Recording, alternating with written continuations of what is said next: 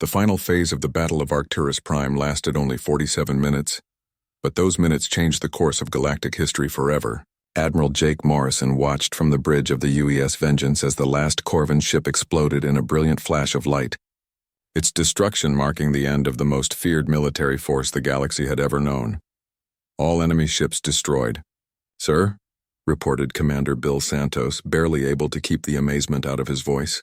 "Total Corvan casualties 300 ships. Human casualties 0 ships lost, minor damage to the outer armor of 7 vessels." Jake nodded calmly, though inside he felt a mixture of satisfaction and sadness. Satisfaction that humanity had proven its worth. Sadness that so many beings had died to teach the galaxy this lesson.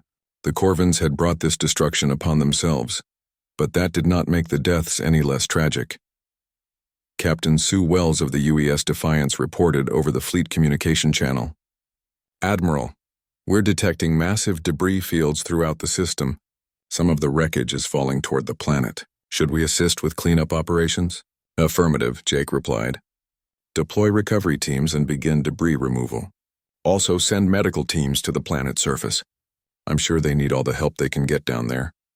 The human fleet began the careful work of cleaning up after the battle. Terra-class ships moved through the debris fields with surprising grace, their powerful tractor beams collecting twisted metal and exotic materials. It was dirty, dangerous work, but the human crews approached it with the same methodical efficiency they had shown in combat. On Arcturus Prime, the underground command center erupted in celebration as news of the victory spread. Council Speaker Thaxon stood before the main display, watching human ships move into orbit around his world. 6 months ago, he had dismissed these beings as primitive barbarians.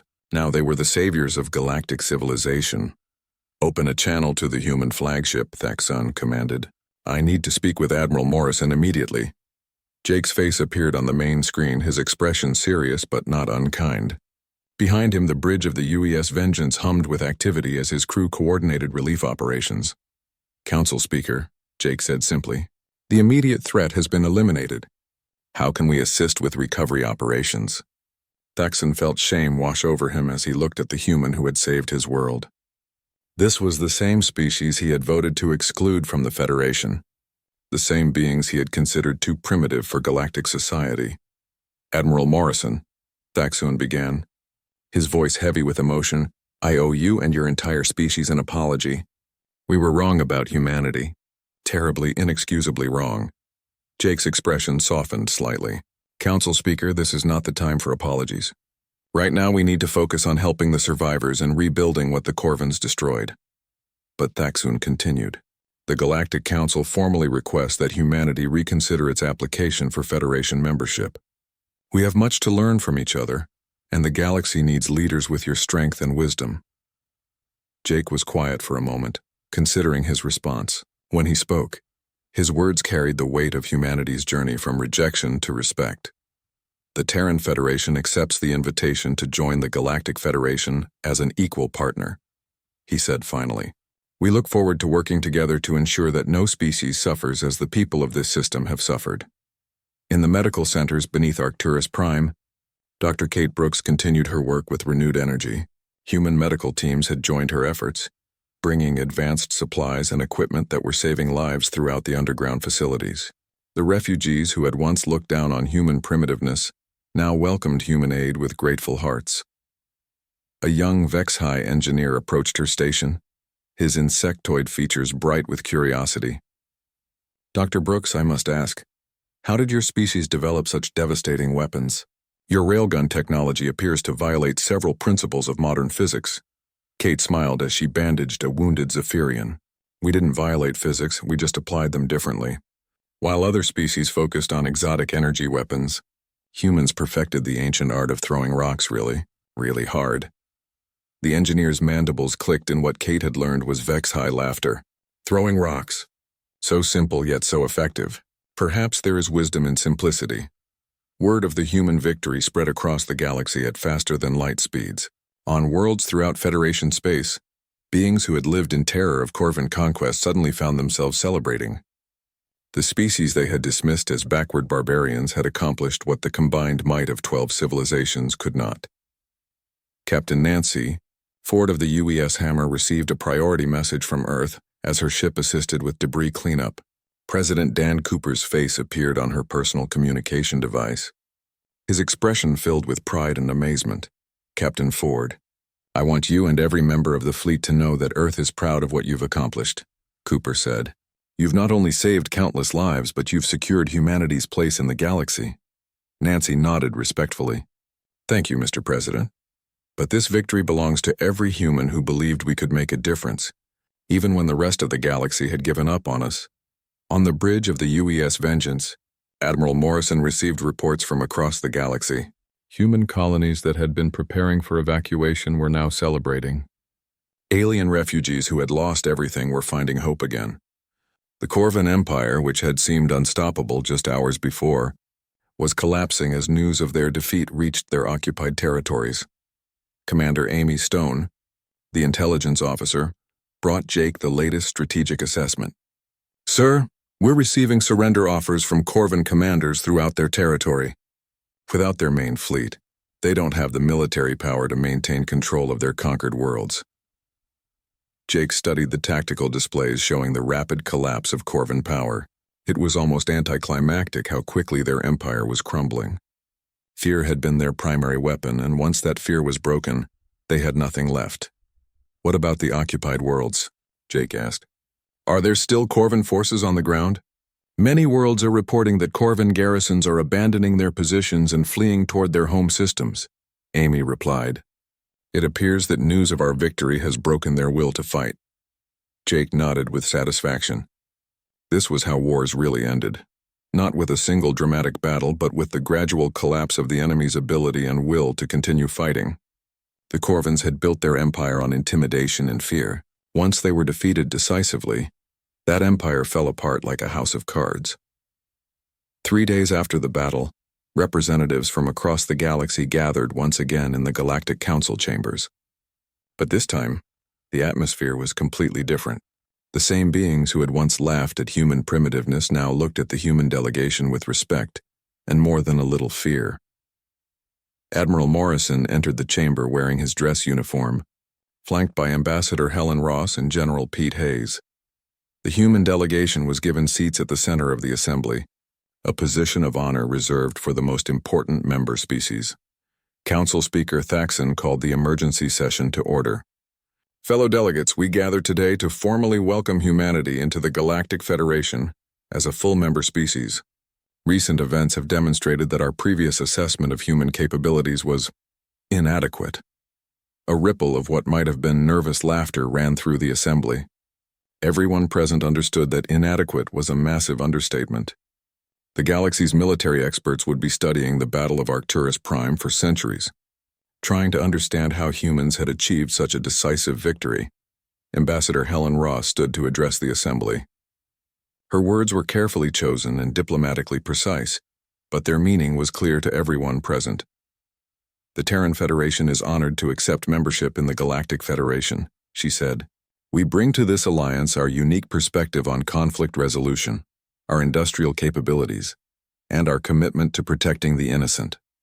We ask only that we be treated as equals, and that our contributions be valued. The vote was unanimous, but Jake noticed that the enthusiasm was somewhat forced.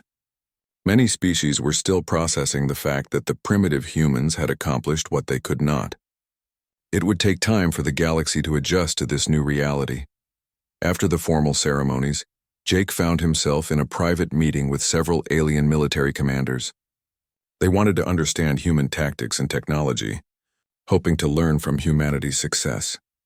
General Vexmore of the remnant Corvan forces was among them, his proud bearing somewhat diminished by his empire's defeat. Admiral Morrison, I must ask, how did you know our phase shift technology would be useless against kinetic weapons? Jake smiled grimly. General, we didn't know for certain, but humans have learned over thousands of years of warfare that there's no such thing as perfect defense. Every technology has weaknesses, and we built our weapons to exploit as many of those weaknesses as possible. The alien commanders exchanged glances, beginning to understand that human military thinking was fundamentally different from their own. Admiral Jake Morrison stood on the bridge of the UES Vengeance. the flagship of humanity's first true battle fleet. Through the massive viewport, he could see the other Terra-class battleships spread out in a perfect line formation that stretched across millions of kilometers. Each ship was a monument to human engineering and determination, their gray hulls bristling with weapons that no alien species had ever imagined. "Sir, we're receiving a response from the Corvin flagship," Communications Officer Paul Green reported. "Admiral Kethvar wants to speak with you." Jake nodded calmly. He had expected this. The Corvins, like most alien species, would need to see human resolve for themselves before they understood the mistake they were making. The main screen flickered to life, showing the predatory features of Admiral Kethvar. The Corvin's red eyes gleamed with amusement as he looked at Jake's relatively small human form. "So, the primitive humans think they can challenge the Corvin Empire," Kethvar growled through his translator. "Your pathetic species was rejected by the Federation for good reason. What makes you think 50 obsolete ships can stand against 300 of the galaxy's most advanced warships?" Jake's expression remained perfectly calm. "Admiral Kethvar, you have 28 minutes to begin your withdrawal. I strongly suggest you use that time wisely." Kethvar's amusement turned to anger. "You dare to threaten me? I will enjoy watching your primitive vessels burn." The transmission ended and Jake turned to his tactical officer, Commander Bill Santos. "Status of the fleet? All ships report ready for combat, sir. Weapons charged, armor configured for maximum protection. The Defiance has requested permission to demonstrate our capabilities." Jake smiled grimly. Captain Sue Wells of the UES Defiance was one of humanity's finest ship commanders, and her crew had been training for this moment for months. "Permission granted. Let's show the galaxy what humans can do." On the bridge of the UES Defiance, Captain Sue Wells studied the approaching Corvin destroyer squadron through her tactical display. 6 sleek alien ships were racing toward the human battle line, their plasma cannons charging for what they obviously expected to be an easy victory. "Tactical analysis?" Sue asked her weapons officer, Lieutenant Commander Eric Wang. 6 Corvin destroyers, standard configuration. Their shields are optimized for energy weapons defense. Estimated approach time, 12 minutes at current speed. Sue nodded and opened a channel to the rest of the human fleet. "All ships, this is Defiance. We have 6 fast movers incoming. Request permission to engage." Admiral Morrison's voice crackled back immediately. "Permission granted, Defiance. Show them what the Terra class can do." The UES Defiance began to turn, its massive bulk moving with surprising grace for such a large vessel. The ship's main battery, 6 enormous railguns mounted along its central axis, tracked toward the approaching Corvin ships with mechanical precision. In the Corvin destroyer squadron, Commander Vexistar watched the human ship's movements with confusion. The alien vessel was enormous but seemed to be moving incredibly slowly. Its weapons appeared to be simple kinetic projectiles, the kind of primitive technology the Corvins had abandoned millennia ago. "Target the largest human ship," Vextar commanded. "Full plasma barrage. Let's end this quickly." The Corvin destroyers opened fire at maximum range, their plasma cannon sending streams of superheated energy across the void. The brilliant beams struck the Defiance's forward shields and simply disappeared. The human ship's defensive systems absorbed the energy like a sponge, showing no signs of damage or even strain. Captain Sue Wells smiled as her ship shrugged off the alien attack. "Their turn," she said calmly. "Main battery, target the lead destroyer. Fire when ready." The UES Defiance's railgun spoke as one. 6 tungsten projectiles, each weighing several tons, accelerated down the ship's main barrel at 30% of light speed. The kinetic energy contained in each projectile was equivalent to a nuclear weapon, focused into a space no larger than a dinner plate. The Corvin destroyer simply ceased to exist. One moment it was a sleek warship racing through space. The next it was an expanding cloud of superheated plasma. The projectiles passed completely through the ship and continued on, their momentum barely affected by the encounter. The remaining Corvin ships stopped dead in space, their crews staring in shock at the empty void where their squadron leader had been. Commander Vextar could not believe what his sensors were telling him. The human weapon had punched through their most advanced shields like they were made of paper. "Admiral Morrison to all Corvin ships." Jake's voice broadcast across all frequencies. "You now have 26 minutes to begin withdrawal. Any ship that approaches the human battle line will be destroyed." On the Corvin flagship, Admiral Kethvar stared at the tactical display in disbelief. One of his destroyers, a vessel armed with the most advanced weapons in the galaxy, had been eliminated by a single shot from a primitive human ship. It was impossible, but the evidence was right there on his sensors. Analysis, he demanded from his science officer. Sir, the human weapons appear to be kinetic projectiles fired at relativistic speeds. Our shields are designed to deflect energy weapons, not physical matter moving at such velocities. Kethvar's mind raced. If the humans could punch through Corvin's shields with simple kinetic weapons, what other surprises did they have? But his pride would not let him retreat before a species the galaxy considered primitive. All ships, attack formation, he commanded. If their weapons are kinetic, we'll overwhelm them with speed and numbers. They can't possibly track 300 targets simultaneously. The Corvin fleet began to move, 300 warships accelerating toward the human battle line, in a complex attack pattern designed to confuse enemy targeting systems. Their phase shift technology made them flicker in and out of normal space, creating multiple false targets to mask their true positions. Admiral Morrison watched the enemy approach with calm satisfaction. The Corvins were doing exactly what human tacticians had predicted they would do. They were relying on speed and technology instead of strategy and firepower. All ships prepare for coordinated barrage, Jake commanded. Target acquisition to tactical computers. We'll show them how humans hunt in packs. The Terra-class battleships began to move into their predetermined positions. Unlike the chaotic Corvin attack, the human formation was precise and methodical. Each ship knew exactly where it needed to be and what it needed to do. Captain Nancy Ford of the UES Hammer reported ready status. Admiral, we have target solutions on 47 Corvin ships. Request permission to engage. Granted, Jake replied. All ships weapons free. Show them no mercy. The human fleet opened fire as one. 50 Terra-class battleships unleashed their full fury simultaneously, filling space with thousands of tungsten projectiles traveling at near light speed. The Corvin phase shift technology, designed to confuse energy weapons, was useless against kinetic projectiles that didn't need to track moving targets. They simply filled the entire area with deadly metal. Corvin ships began exploding throughout their formation. Their advanced shields offered no protection against weapons that bypassed energy defenses entirely. Their sophisticated armor, designed to disperse heat and energy, crumpled like tissue paper under the impact of relativistic projectiles. Admiral Kethvar watched in horror as his perfectly coordinated attack dissolved into chaos. Ships that had terrorized the galaxy for months were being destroyed faster than his tactical computers could count. The humans weren't just winning, they were winning easily. Sir, we've lost 37 ships in the first volley, his tactical officer reported. The human targeting systems appear to be more advanced than we anticipated. Kethvar snarled in frustration. How had the intelligence reports been so wrong? These were not the primitive barbarians they had been told to expect. These were warriors who understood the true nature of combat.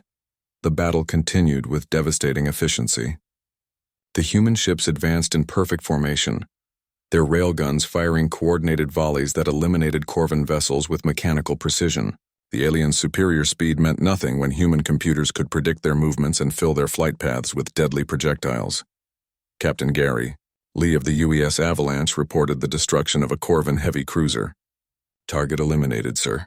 These alien ships may be fast, but they sure don't take a hit very well. Jake nodded grimly. The Corvins had built their ships for quick raids and overwhelming firepower, but they had never faced an enemy designed to absorb punishment and return it tenfold. Human engineers had learned from centuries of warfare that the side that could take the most damage usually won in the end. On Arcturus Prime, Council Speaker Thaxon watched the battle unfold through long-range sensors. The same humans his people had dismissed as primitive were systematically destroying the most feared military force in the galaxy. It was like watching children defeat adults through sheer determination and better tactics. Dr. Kate Brooks received updates on her communicator as she continued treating refugees in the underground medical center. Each report brought better news. Another Corvin squadron destroyed another section of their fleet in retreat. The beings around her, representing dozens of different species, began to whisper among themselves with growing hope. The warning came too late. Long-range sensors detected the massive Corvin fleet dropping out of hyperspace at the edge of the Arcturus system, but by then, There was no time to prepare an adequate defense. 300 warships materialized in perfect formation, their dark hulls bristling with weapons that could tear apart planets. Arcturus Prime hung in space like a blue-green jewel, its surface covered with the gleaming cities of a dozen different species. As the capital world of the Galactic Federation, it housed the greatest collection of art, science, and culture the galaxy had ever known. Now all of that was about to be destroyed. Admiral Rethmos of the Arcturus Defense Force stood on the command bridge of the orbital defense station, watching his sensors track the approaching enemy. His species, the Altarians, had evolved from peaceful herbivores and found the concept of total war almost impossible to comprehend. Like most Federation species, they had built their defenses to deter raids and pirates, not to fight off a genocidal invasion. Status of the defense fleet? Rethmos asked his tactical officer. 47 ships ready for combat, came the reply. Mix of cruisers and destroyers. The heavy battleships are still in dock for their annual maintenance cycle. Rethmos felt his heart sink. 47 ships against 300. The mathematics were simple and terrifying. Even if every Federation vessel fought perfectly, they would be overwhelmed in minutes. Send evacuation orders to all civilian transports, he commanded. Get as many people off the planet as possible. But even as he gave the order, Rethmos knew it was too late. The Corvan fleet was already moving toward the inner system at tremendous speed. Their phase shift technology allowed them to ignore most of the obstacles that slowed conventional ships. Council Speaker Thaxon stood in the emergency command center deep beneath the planet's surface. Surrounded by the panicking representatives of 12 species, the same beings who had once felt so secure in their technological superiority, now faced the reality of their own mortality. Send distress calls to every system in the Federation, Thaxon ordered. Someone must have ships that can help us. But the responses that came back were heartbreaking. The Centauri Alliance was gone, their entire fleet destroyed. The Lyrian Federation had fallen 3 months ago. The Crystal Collective was evacuating their core worlds. One by one, every major power reported the same thing. They had no ships to spare, no way to help. Dr. Kate Brooks worked frantically in the Refugee Processing Center near the spaceport. As head of the Medical Corps, she was responsible for treating the endless stream of wounded beings fleeing from Corvan-occupied worlds. Many of them were species she had never seen before, refugees from the Outer Rim who had lost everything. A young Zephyrian child, its crystalline body cracked from malnutrition, reached out to her with trembling appendages. Kate carefully applied a healing gel to the cracks, watching as the living crystal slowly began to repair itself. 6 months ago, beings like this had laughed at human primitiveness. Now they depended on human compassion to survive. In space, the Corvan fleet reached the outer defense perimeter. Admiral Kethvar stood on the bridge of his flagship, studying the tactical displays with satisfaction. The Federation's orbital platforms were impressive looking, but he could see their weaknesses immediately. Their shields are designed to deflect energy weapons, he told his tactical officer. But look at the power distribution. They've sacrificed armor for efficiency. The Corvan attack began with a coordinated barrage of graviton torpedoes. The exotic weapons punched through Federation shields like they were made of paper, causing massive explosions that lit up the darkness of space. Within an hour, the outer defense ring was completely destroyed. Admiral Rethmos watched his carefully constructed defenses crumble with growing despair. The Federation's most advanced weapons barely scratched the Corvan ship's armor, while their return fire destroyed everything it touched. Sir, we're receiving a transmission from the Corvan flagship, his communications officer reported. Admiral Kethvar's image appeared on the main screen, his predatory features twisted in what might have been amusement. Federation forces, you have fought bravely but uselessly. Surrender now and your deaths will be quick. Continue to resist and we will make your suffering last for days. Rethmos straightened his uniform and looked directly into the camera. This is Admiral Rethmos of the Arcturus Defense Force. We will never surrender to genocidal murderers. If you want this world, you'll have to take it. Kethvar's expression grew darker. So be it. Begin planetary bombardment. The siege of Arcturus Prime began in earnest. Corvan ships moved into close orbit and began systematically destroying the planet's major cities with their powerful weapons. Millions of beings died in the first few hours as gleaming metropolises were reduced to smoking craters. But the Corvans were not content with simple destruction. They wanted to make an example that would terrorize the entire galaxy. Landing craft descended through the burning atmosphere, carrying ground troops to hunt down survivors and destroy anything of cultural or scientific value. In the underground command center, Council Speaker Thaxun received reports of the destruction with growing horror. The great library of Arcturus, containing the accumulated knowledge of 50 species, was burning.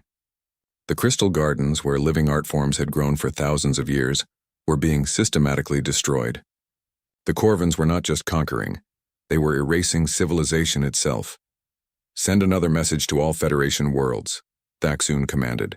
"Tell them that if Arcturus Prime falls, nowhere in the galaxy will be safe." The desperate message spread across the galaxy at faster than light speeds, but the response was the same everywhere. The Federation's scattered fleets were either destroyed in retreat or defending their own worlds against Corvin attacks. No help was coming. Dr. Kate Brooks continued her work in the refugee centers even as the planet burned above them. The underground facilities were packed with beings of every conceivable shape and size, all united in their terror of the Corvin invaders. Many of them were injured, not just physically but emotionally shattered by the loss of their homes and families. A delegation of Aquari elders approached her, their tentacles drooping with exhaustion. "Dr. Brooks," their translator device spoke for them, "we owe you an apology. 6 months ago, our species voted to reject humanity's application to the Federation. We thought you were too primitive, too violent.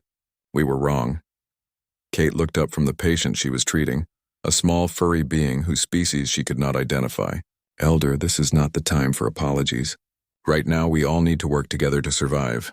But the Aquari elder continued, "We judged your species by your weapons and your history of conflict. We did not understand that those same qualities might be what the galaxy needs when faced with true evil." Above them, the siege continued with relentless efficiency.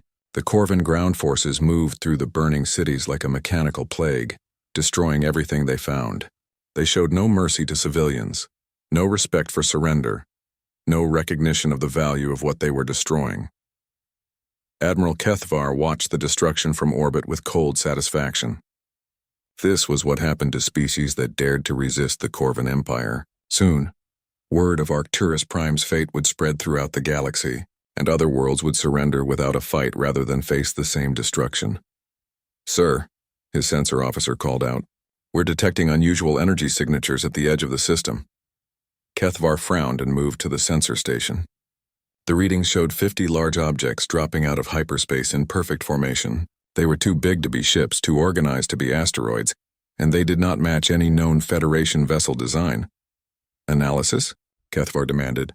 "Unknown, sir. The energy signatures are unlike anything in our database. Whatever they are, they're massive. Each one is larger than our biggest dreadnought."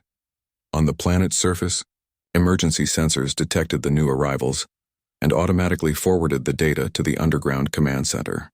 Council Speaker Thaxun stared at the readings with confusion and a faint spark of hope. "What are they?" he asked his science advisor. "Unknown, sir. But they're not using Federation technology. The power signatures are completely different from anything we've seen before." In the medical center, Dr. Kate Brooks received an emergency communication on her personal device. The message was brief but filled her with a mixture of hope and fear. "Kate, this is Jake Morrison. Humanity has not forgotten its friends. Help is coming."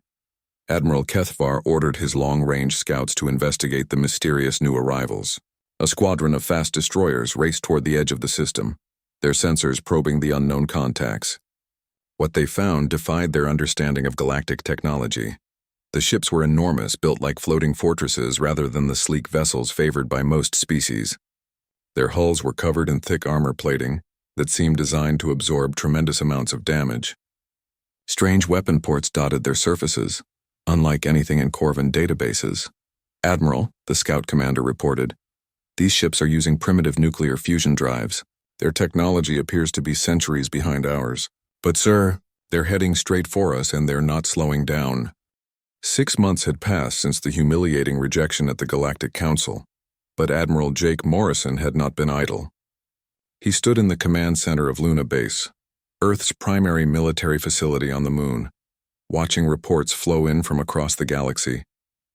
The news was not good. The Corvin Empire had begun what they called an expansion campaign, but what everyone else recognized as outright conquest. Their war fleets had burst from their home systems like a plague, overwhelming everything in their path. The aliens who had laughed at human primitiveness were now fleeing in terror from Corvan aggression. Captain Amy Stone, the intelligence officer, stood beside a large holographic display showing the galaxy. Red markers indicated Corvan-controlled territory, and that red stain was growing larger every day. The Centauri Alliance fell 3 days ago, Amy reported. Their defense fleet was completely destroyed in less than 6 hours. Refugee ships are streaming toward the core worlds, but most won't make it. The Corvans are hunting down civilian transports. Jake studied the tactical display with growing concern. The Centauri had possessed some of the most advanced ships in the galaxy, elegant vessels with powerful shields and sophisticated weapons. If they could not stand against the Corvans, what hope did anyone else have? What about their military technology? Jake asked. We need to understand what we're dealing with. Amy activated another display showing captured footage of Corvan warships. The vessels were massive and angular, covered in weapon ports and armor plating. They moved with impossible speed and agility for ships of their size. Intelligence indicates they use something called phase shift technology, Amy explained.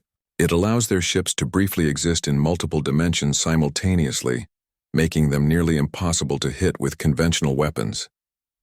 Their graviton torpedoes can collapse matter at the molecular level. Jake felt a chill run down his spine. Human weapons technology was based on kinetic energy and explosive force. Their best missiles carried nuclear warheads, which seemed laughably primitive compared to weapons that could destroy matter itself. On Earth, President Dan Cooper had called an emergency session of the Unified Earth Command. The most important military and political leaders from every nation were gathering to discuss humanity's response to the growing crisis. General Pete Hayes, commander of Earth's combined military forces, was arguing for immediate mobilization. We need to get our fleets to the outer colonies now, he insisted. If the Corvans reach human space, our scattered forces won't be able to mount an effective defense. But Admiral Morrison had a different idea. For months, he had been quietly working on a project that could change everything. It was time to reveal what humanity had been building in secret.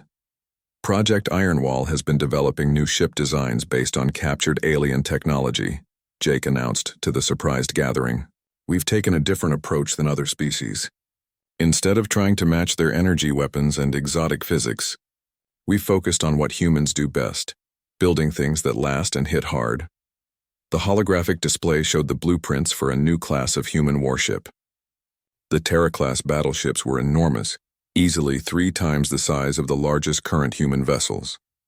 But they were not built for speed or elegance like alien ships. They were built for one purpose: to deliver overwhelming firepower while surviving anything the enemy could throw at them. Commander Sue Wells, captain of the prototype vessel UES Defiance, joined the meeting via secure transmission from the secret shipyard in the asteroid belt. Her face appeared on the main screen, excitement clear in her voice. Initial tests have exceeded all expectations, Sue reported. The composite armor can absorb direct hits from plasma cannons without significant damage. The internal structure is completely redundant. We can lose half the ship and still fight effectively. Jake smiled grimly. While other species built ships like sports cars, fast, efficient, and fragile, humans had built theirs like tanks. The Terra-class ships were slow by galactic standards, but they were nearly indestructible. What about weapons? President Cooper asked. Sue's expression grew predatory. That's where things get interesting. We've developed something we call railguns. They use magnetic fields to accelerate tungsten projectiles to 30% of light speed. The kinetic energy alone is equivalent to nuclear weapons. The room fell silent as everyone absorbed this information. Human engineers had taken their species' oldest military principle, throw rocks at the enemy, and applied advanced physics to make those rocks deadly to anything in the galaxy. How many ships do we have? General Hayes asked. 50 Terra-class battleships are nearing completion, Jake replied. Each one carries enough firepower to destroy a small fleet. But more importantly, they're designed to work together. When they fight as a unit, their combined firepower is devastating. Meanwhile, across the galaxy, the Corvan war machine continued its relentless advance. Admiral Keithavar, commander of the Corvan Third Fleet, stood on the bridge of his flagship watching another world burn. The planet below had once been home to the peaceful Lyrian civilization, known throughout the galaxy for their art and music. Now it was a smoking ruin. Status report, Kethvar commanded. His species communicated through a combination of growls and chemical signals that made their intent clear, even without words. All orbital defenses destroyed, his tactical officer reported. Ground resistance has been eliminated. The planet is ready for colonization. Kethvar nodded with satisfaction. The Lyrians had not even tried to fight back effectively. Like most Federation species, they had become soft and complacent during centuries of peace. Their weapons were designed for precision and efficiency, not for the brutal reality of total war. Set course for the next system, Kethvar ordered.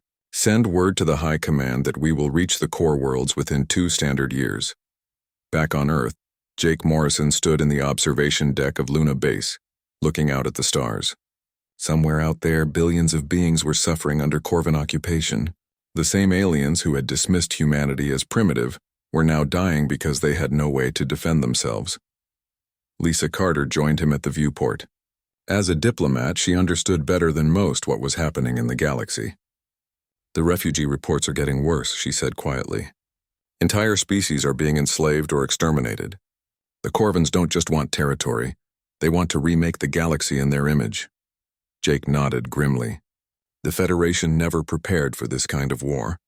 They built their ships for exploration and trade, not for fighting an enemy that wants to destroy everything they've created. And humanity? Lisa asked. Jake thought about the Terra-class battleships being completed in secret shipyards throughout the solar system. Each ship represented years of human engineering and determination. They were not beautiful like alien vessels, but they were deadly in a way that no other species truly understood. Humanity has been preparing for war since we first looked up at the stars, Jake replied. We've been fighting each other for thousands of years. We know what real conflict looks like. Captain Ron Baker appeared on the observation deck, carrying a secure tablet with the latest intelligence reports. His expression was grim as he handed the device to Jake. The Corvans have accelerated their timetable, Ron reported. They're moving faster than anyone expected. At this rate, they'll reach human space in 18 months, not 2 years. Jake studied the tactical projections with growing urgency.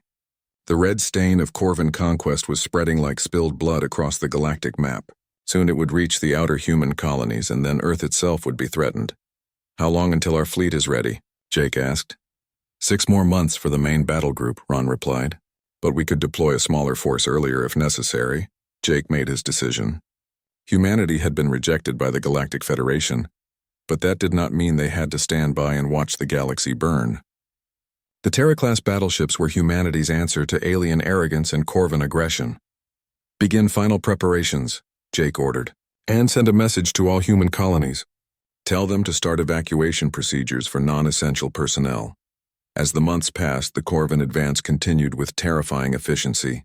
World after world fell to their superior technology and ruthless tactics. The Galactic Federation's scattered fleets fought bravely, but were no match for an enemy that had spent centuries perfecting the art of conquest. But in the darkness between the stars, 50 human battleships prepared for war. Their crews trained day and night, learning to operate weapons that could crack planets and armor that could withstand the fury of stars. They were ready to show the galaxy what humanity could accomplish when pushed to the breaking point.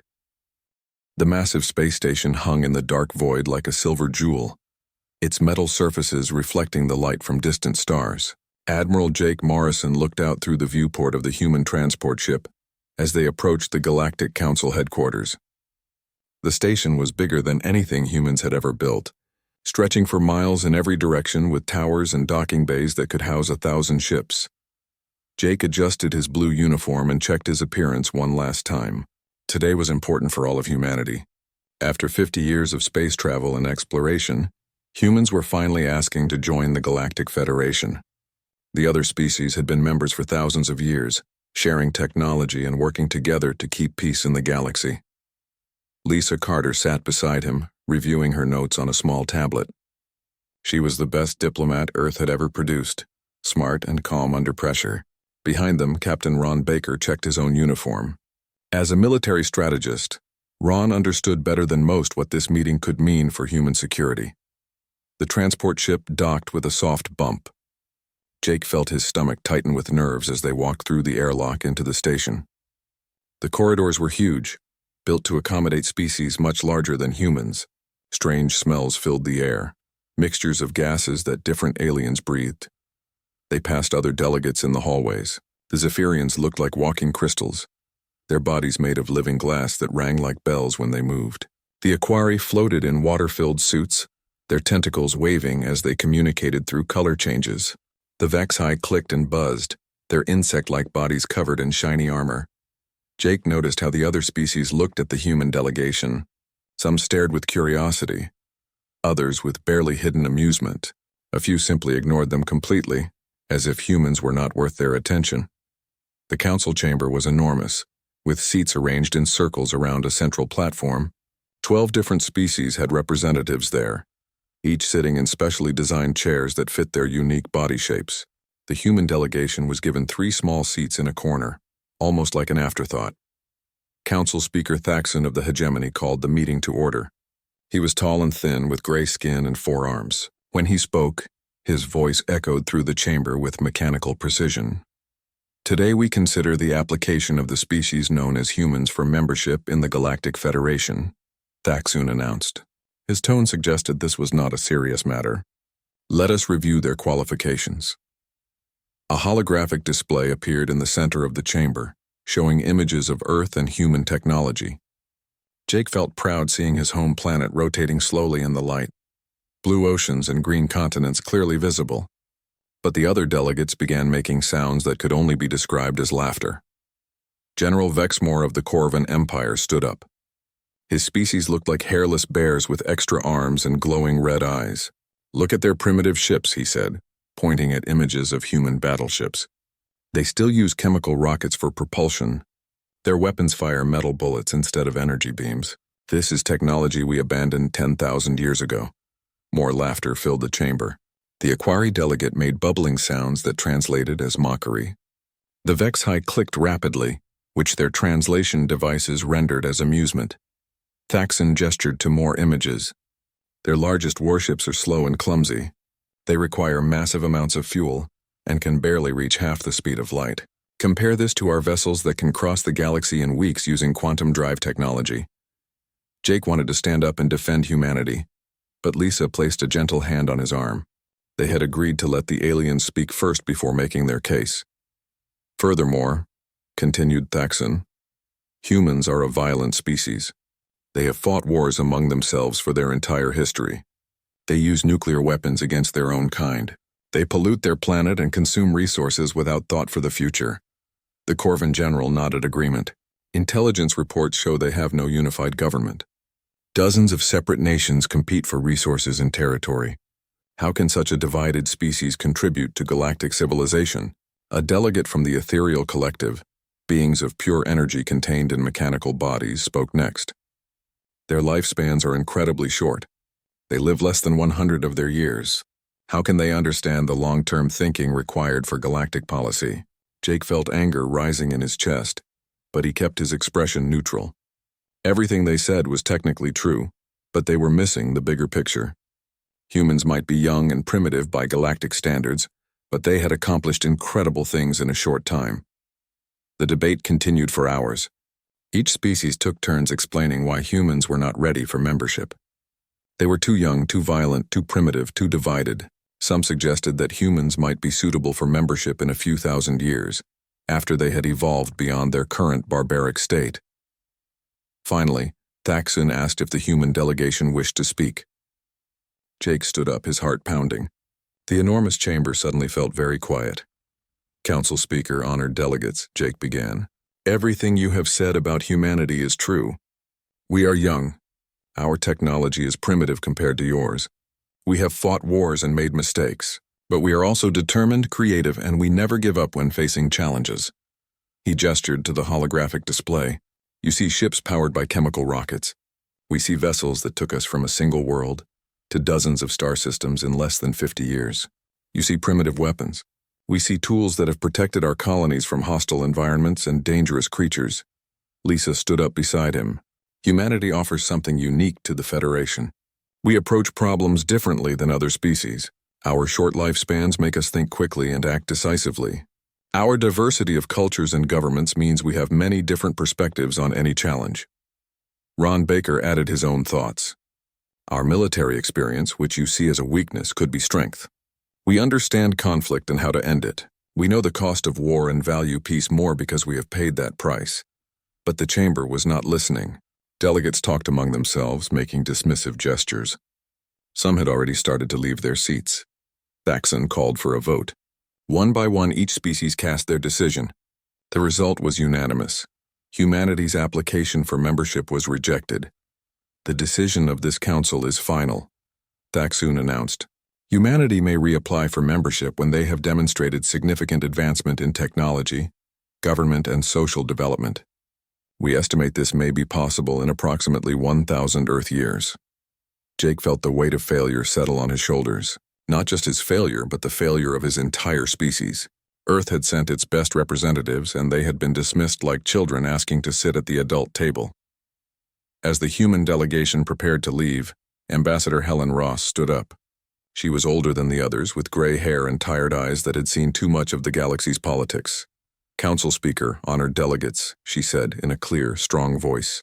Humanity will remember this day.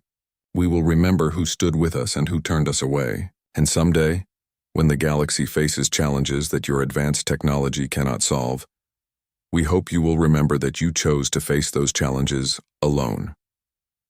The chamber fell silent. Helen's words carried a weight that made even the most arrogant delegates pause.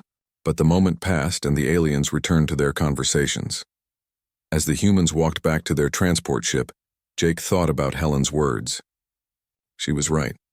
The galaxy would remember this day, but not in the way the Council expected. Humanity had been rejected, but they were not defeated.